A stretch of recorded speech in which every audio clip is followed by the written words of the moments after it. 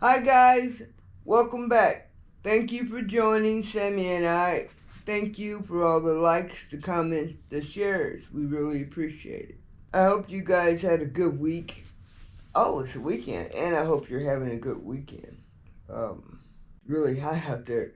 If you're like me, you're getting up and getting it done before 10 a.m. After 10 or 11, then I can do it going outside. It's too hot, and it'll make you sick really, really quick. So, guys, in the past, I've been able to tell you stories, and I thought about it today, and I really have a nick for if it was something important. I remember that date, and I remember it was in 2012. My leg was hurting me a whole lot. I complained about it all the time. Every time I go to the doctor, they never really did anything because they assumed that I was looking for pain medicine, which I knew nothing about. So my leg got to hurting me really bad. So I went to the doctor. And that was on December 12th that I went to the doctor, but December 11, 2012, I was sitting at the computer doing my thing. I'm so sorry. Sammy, you cannot scratch. I spend too much money to let you scratch. It drives me crazy. You're going to have to scratch on down the road and let me talk to the people. I cannot. Yeah. Scratch, you got to go. Go. I'm so sorry.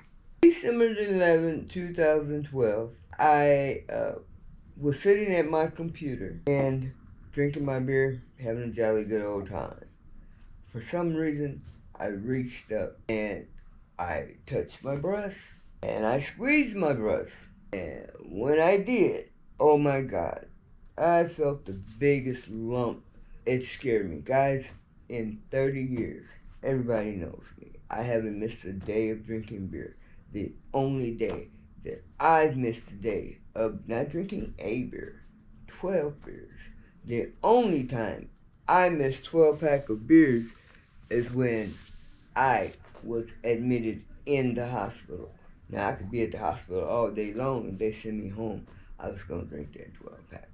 So if I didn't drink it, that meant I spent the night at the hospital. Well, on December 11th, 2012, after I felt that knot, I didn't finish my beer. The next thing I know, I'm in my bed in a fetal position. I said nothing to anyone. I didn't have anything to say. I was speechless. I didn't know what to think. I didn't know what to do. But it was the next day, 12/12/12. I'll never forget. I had an appointment at the doctor. The same doctor that I've been going to since we've been here. So the same building, I mean. The same doctor's place, the clinic. Same clinic for 30-something years now. Back then it was 20-some years. And never did I know what was the building. Never did I pay attention to the building right next door to it. But anyways, on 12/12/12, I had a doctor's appointment and went in there and I talked to the man about getting some pain medicine for my leg. He wasn't finna give me nothing. And anyways, before he left, and I really believe he believed me, right before he left, I go, "Oh, doctor, I felt a lump here yesterday." So he comes back, he checks for the lump, and then as he's going out the door, I ask him, "Is he going to give me something for pain?" And he says, "No." I know, I still remember like a little kid. I was like, "Why?" Yeah, because my leg really hurt. And that day, he said, "As far as I'm concerned, you have cancer." And he walked out the door. Now, and he said that he was going to have his nurse to set me up with an appointment with an oncologist. I had no idea what an oncologist was on that day. And the nurse made an appointment before I left for 2 weeks out. By the time I get home, the nurse called me back. She puts the doctor on the phone, and he said that they misunderstood him. He meant for me to be seen the very next day. The very next day, well, I don't want to say very next day, but 1 or 2 days. Anyways, I go to the building right next to it. Peggy and Charles Stevenson Cancer Center. That's where I go today. I recommend it to everyone. Now, he said that I had to go get a mammogram. I went and got the mammogram, and I remember telling my youngest, Zoe, that most likely I had cancer. And I've told you guys the story, I guess, probably even in my last video. We really didn't see eye to eye. So I ain't never been no big old liar to my kids. I don't know nothing about that, so why she wouldn't believe me, I don't get it. But she was like, whatever, and I will go with you. I'd say, and you're welcome to go with me, sweetheart. And she went with me. I don't remember that date. All I know is we were sitting there, me and Zoe, in the office. The same room where they get away, the dog is over here scratching. In the same room with where I had the biopsy done on my breast, which I skipped over, you guys. They did a biopsy when I had the mammogram. And we're sitting there, the nurse comes in, and I say, like we always do, just tell me the results. You already know. She says she can't tell me. We sit there. Guys, I'm telling you. Now, I'm sitting there, I'm nervous as a fat rat. I don't know what to do. You know, I am beside myself nervous, but I'm trying to be calm. And so, I promise you, I don't know how that doctor, who's the prettiest thing I've ever seen in my life, was sitting in front of us. I'm sitting here waiting how she came in the room, how she got in that chair, I don't know. But not only was she beautiful, she had a skill. Because that skill was to tell me that I had cancer. And to tell me in the manner that she told me. I didn't freak out. I was silent. Zoe was silent. And they hand me this pink bag, pink all over it. I remember right then. I wasn't ready, guys. I wasn't ready. They hand me that pink, and I ain't gonna be able to carry that. Yeah. Zoe says, "Mama, I'll carry it." And that was sweet. I wasn't gonna be able to walk out the cancer center. I don't care about anything. I wasn't gonna be able to carry that pink bag. I wasn't ready for it. I wasn't ready to embrace pink, which I embrace now. I embrace cancer pink. Is pretty really much. The other pinks are ugly. Why I don't embrace them. But breast cancer pink, I embrace, and I have since that day. My daughters have I think on both of their Facebook, in their photos, they have pictures where they both have, I don't know, fighting cancer on their hats. Right from the beginning. I don't know when they did it, but that was an awesome thing for me. So, in 12, nope, it was 2013 by the time I actually go and meet my doctor, who I still have as a doctor right now. And I met her, and my family met her, and we found out that it was stage 3 lobular is the name of the breast cancer, and that's what it was. And I was supposed to do 8 treatments, and on the 6th treatment, my oncologist told me that we couldn't go further because it was taking my life away. And I don't want to. One time I felt like she lied to me about something. It's petty. I'll bring it up another time. So I had a little distrust for her. And when she said that, I was like, nah, you trying to kill me. I'm having this other chemo. So I did have the 7th chemo. And the next day after every chemo, I had to go back up to the cancer center because I had to have a shot in my stomach. And my son Levi would usually be the one to take me. And when they took me after the 7th one up there to go have the shot, I talked to him and I told him, I agree. I wouldn't make it through the 8th one. So the 8th one never happened, but I did do, I can't remember if it was 18 or 21 radiations, and that was across my breast here. It looks like it's she's a mess. It looks like I got burnt like an iron, how Penny did on Good Times. I got that too. Me and Penny, we twins. And so did the radiation. And I went on. And I can remember 3-4 years later, I was still waiting to die. Yeah. I don't care what I said to anybody. Don't care. Yeah. I pretty much acted like I was waiting to die. I sure did. Which was so. And I hope that if anybody's paying this attention, you cannot cheat yourself out of anything, because tomorrow might not come. You better go. You shall not. You should not do what I did. Sitting back waiting to die. What if they tell me I'm gonna go in a month from now? Am I gonna give all my stuff up, or am I gonna enjoy it while I got a chance? You know, I forgot I was making a video, guys. Let me get a video. Sammy, hello. I lost my train of thought. I remember. I was talking about sitting around waiting to die, and don't do that, guys. Very, very foolish thing to do. Stupid. Who does that? At any rate, things got better. I picked up with life. When I say I picked up with life, I just lived. Nope, didn't go to school, didn't do anything productive. Never went back to work. I haven't worked in 13 years at least. 13 years, I'm so sorry.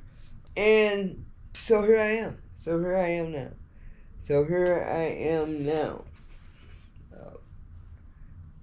And I have stage 4 metastatic breast cancer. Metastatic means that it has spread from my breast to my hip, my left hip, my left iliac crest. Now, today I read that and I may be wrong, and if anybody has any input, please, this is what this is all about. Share, correct me, let's inform each other. But today I believe I read that if your lymph nodes are infected, then it's an automatic metastatic. It's what the Google says. Excuse me. But my doctor said that she's always told me, and people say, you should have got you another doctor, because these are her exact words. One, she's Indian.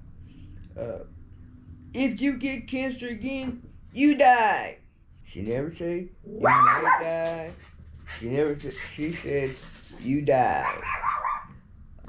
I used to tell her, and I used to tell others, I used to complain all the time about her. I told you earlier, I don't feel good about this minute. Earlier, when this all began, I also had to go across the street from the cancer center and to see the surgeon, and his name is Dr. Squires. So when I go see Dr. Squires explained to me that I'm a stage 3, just like she did from the beginning, that I'm a stage 3 breast cancer patient. But they had to give me medication in order to shrink the tumors. The tumors were too big to remove. So after that happened, me and my naivety, I asked Dr. Razak first, and I swear my sister-in-law was with me when I asked. But I asked her, I was like a little kid. I was like, since the tumor is shrunk, does that mean I'm a stage 2? Swear to you, she said yes. I don't care. No one said. She said yes, and the reason I know that she said yes, because I remember thinking that I could skip home. That's how excited I was. I lived 6-8 miles from the hospital. I couldn't have skipped home. Yeah. But I was thinking I could skip home. Yeah. That's how excited I was on that day. 2 weeks later, when I go see the surgeon, and I say something, and I go, since I'm a stage 2 now, I might be mad at her because he snapped on me. He snapped on me and said that I told you you're a stage 3. You can go up, but you can't go down. I should have took offense to him, but I didn't. I've directed all my anger to her. And it has just been in this last year that I realized that I'm mad. I'm mad. And I've decided to use my oncologist as the punching bag. Yeah, I did from And I owe her an apology that she will get from me. God, give me the chance. Because I've used her for a punching bag. Sure would. Matter of fact, she doesn't even like me to come there at all by myself. I understand why. Shit. I understand why. Okay? Because I'll act like I got some sense if my brothers and sisters are there. But I'm very likely to show out if I'm there by myself. I'm very likely. And it can be intimidating. And it's not funny. It's not funny. Welcome to the mental health hotline. If you are obsessive compulsive, press 1 repeatedly. Hey guys. If you are codependent, ask someone to press 2 for you. If you have multiple... Hello? Hello? Hello? Hello? Yes? You guys, this is my grandson who calls me about 20 times a day. And, he doesn't say anything. Are you going to say anything? Grandma's making a video. Hello? Akeem. Akeem. Oh my God. Akeem. Yeah. Hey. Akeem. You didn't give me. I'm going to start the whole video just because of you guys. Thanks a lot. This boxer truck, I buy a new one. A new one for me. You need a new truck? Okay. I tell you what. If you put Callie on the phone. Callie? Where's Callie? Kingston! Put Callie on the phone. Callie, I'm so gonna fight both of you at the same time when I see you. Kingston! Tiger? Callie. Yeah? Okay, listen. Listen. Listen. Oh my God. Listen. I got the dog. I got a tiger. Akeem! Yeah. I got the pig and the dog and the dinosaur. Like the dog, the pig, and I got the dinosaur, the pig. I got the tiger, but all these animals. They have no regard to anything I have to say. I'm just supposed to sit on the phone and listen to them fuss about my phone. Oh, I can see her. Oh, I can't see her. Oh, it's working. Oh, it's not working. Hello? Akeem, can you hear me? Yeah. Listen, Grandma is making a video and Grandma don't feel well right now. I will call you before I go to bed and we can talk about what it is you want me to get you, okay? Okay. Alright, don't call me. I'm gonna call you, okay? Okay, bye. Okay, bye. Love you. And call Kelly. Okay, I'll call Callie too, okay? Okay. Alright, bye-bye. Guys, I'm gonna stop it right here and I'm gonna feel better. And so it might be another part added on here. I'm not sure how it works, what's going to be the easiest way. But I got to make myself feel better here. And thank you. I probably didn't say anything. Thank you for taking a few minutes and to listen to me. I will start again. I will pick up where I left off, clarify what I need to clarify. I'll do better on this next one, God willing. I'll talk to you very, very, very soon. Hi guys, thank you guys for the patience. When we last spoke, I was talking about my oncologist, and I told you guys that I felt like she lied to me, which I don't really know why she would have, but she lied when I asked her, am I stage 2 now? And she said yes, which I remained stage 3 like I was. What the point or the story part I was trying to tell was that every time I would go in there, one time I brought it up that I felt like she wasn't getting a notch on her belt. Like when I shot myself and the surgeon, he was so proud of his work, he wanted everybody to see his work. I was a notch on his belt. a good detective solves a crime notch on his belt. And I told her that I didn't feel like she was trying to get a notch on her belt when it came to me. And she would say, Don, excuse me. Then I would go home, I would think about it, and I think about it constantly. Back then I seen her every week or every 2 weeks. And I think about it constantly. That she still didn't say nothing. All she said was Don. I even went so far that I said to her that all you're going to say is, oh, Don. And you guys won't believe what her response was. Oh, Don. Now, what I don't get is, how come at that moment when she said, oh, Don, I didn't say something like, see, that's what I'm talking about. I didn't. I'd go home and I'd mind screw myself the whole 2 weeks. And I did a lot of that. Oh my God. Even with the doctor misleading me, that's petty, you know what I'm saying? But there's a lot of self-doubt that came with this cancer. In the beginning, anyone that I knew would say, oh, something good's gonna come out of it. And I would look at them like they crazy, lady. They done said I got cancer and you talking about some good things. And guess what? There's a lot of good did come out of getting cancer. After I got through crying, showing out about being angry, being mad at the world, you know what I'm saying? Feeling sorry for myself. After that all, and it's a lot of that can go on, you know. So,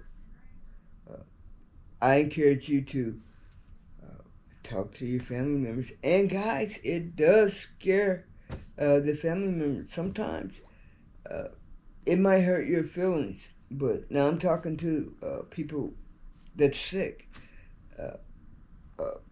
And you may get sick later. Just remember, it may hurt your feelings because people deal with their family members or someone they love or anybody. People deal with sicknesses and illness in different ways. Some may act like they don't care, and they really, really do care. Yeah. And also, I'm not saying with your fist, and I'm not saying abuse your doctor. I'm saying tell your doctor what you're feeling. You know what I'm saying? Punch on her in that way. Punch on him in that way. If you get what I'm saying. Let him, and it's not their anger to bear, but, you know, try not to dump it on your family like I did. And lots of other people do. You know, try not to dump it on them. Some things are more than they can bear when you give it to them. That God didn't give them cancer. You know what I'm saying? They don't have cancer. You have cancer. I have cancer. And yes, I've heard it being said a lot of times. Cancer's lonely. It sure is. Everybody says, you can call me. In the midnight hour. I don't care what time it is.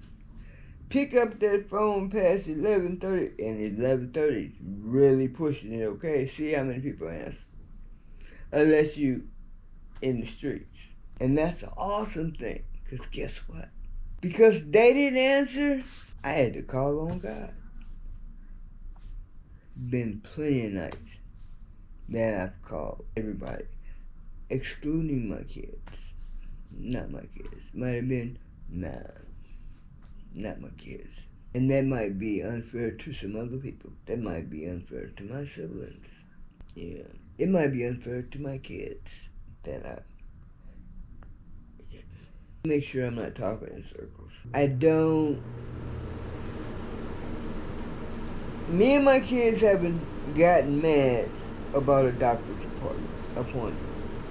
You know what I'm saying? Now, my siblings have gone with me, and then I'll be mad with them. But I don't take my kids. I'm gonna fight with whoever who goes, whoever. And so, and they're all adults, 32 to 36, my kids are, but I just don't. And I gotta apologize to my siblings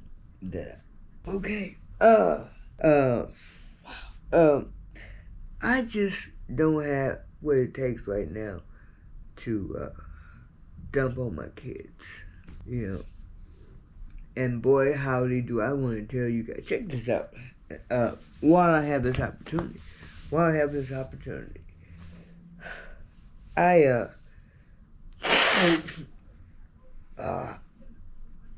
no. I didn't want to dump on my children on top of everything else, you know. But I need them to know that I'm in a good place. And if they do right, they'll see me again, you know. And again, train of thought. Okay, let's get back to what I was talking about. Yeah, I didn't want to dump on the kids. I'm in a good place, you know. And guess what?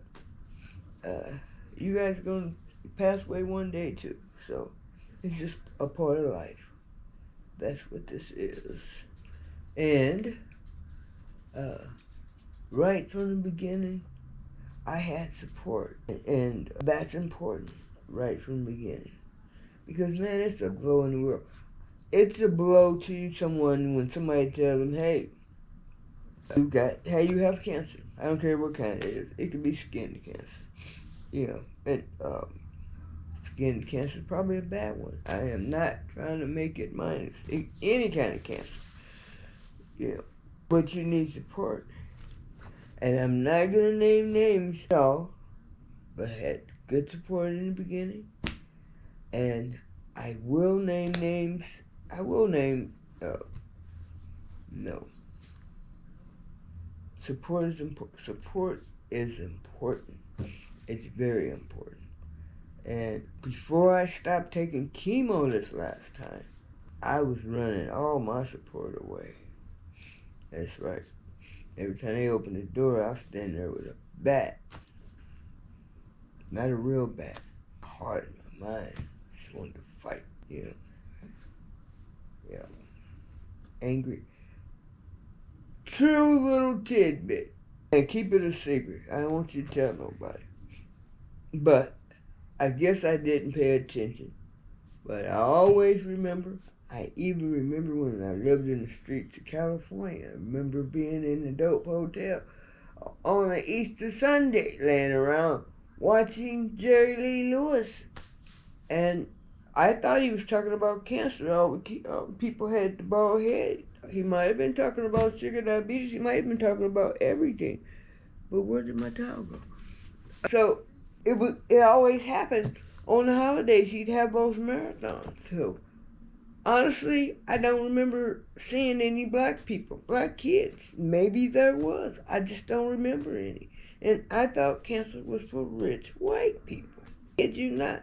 The day they told me, and when I went home, and I was slamming cabinets, and I was so mad, you know, because I was mad as shit, because I wasn't rich or white.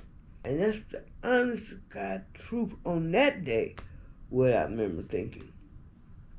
I sure did. But, got past that. I woke up and I smelled the coffee. Look all around you, cancer's everywhere. It's your dogs, pets. People's pets are dying of cancer. Yeah. She's got a beautiful coat. I wish you guys could see her. They can't see you because you went on that side. Support is good to have. What do you believe in? Your higher power. You reach out. Family. Get closer to them. Not like you're going to pass. Cancer is, they take care of it big time now. I would, unless you're way elderly, I would recommend that you take chemo. Yeah, I would. I would recommend that you take chemo. Because if you catch it before it's big enough, and you catch it when you're young enough, that your body's strong enough to take the root to make sure it's gone. If you got a strong body, they can put that mess on hold for a good 20, 25 years, you best believe it. They sure can. If you got one of them young, strong bodies. And God, you know, little Boosie, you know, that's for real. I guess that's all. There is a whole bunch more I want to talk about. And just so you know, I'm sorry, I hope I don't be talking to myself, but I'm about to get on here and I'm just gonna let it out. Just gonna let it out. Maybe somebody will let it out with me. You know, I think about going live, but hell, if me and Lily start talking, I ain't gonna hear nobody else. I don't know. My daughter, she's awesome at it. She can talk to 10 people at the same time, and she won't shut up the whole time y'all talking, and it'll all be to the good. I don't have that skill. That's why I get roasted. Yeah, a lot of good things they said will come out of cancer. They all said that it would change the texture of your hair, and your hair would get better. And I've seen it with a lot of people. I've seen it. It's like a miracle. And a white lady would go and her hair was straight, would come back after chemo, it's all curls. It's just for real curls. Yeah. Problem is, when I had to go through chemo, I had good hair, circles, you know.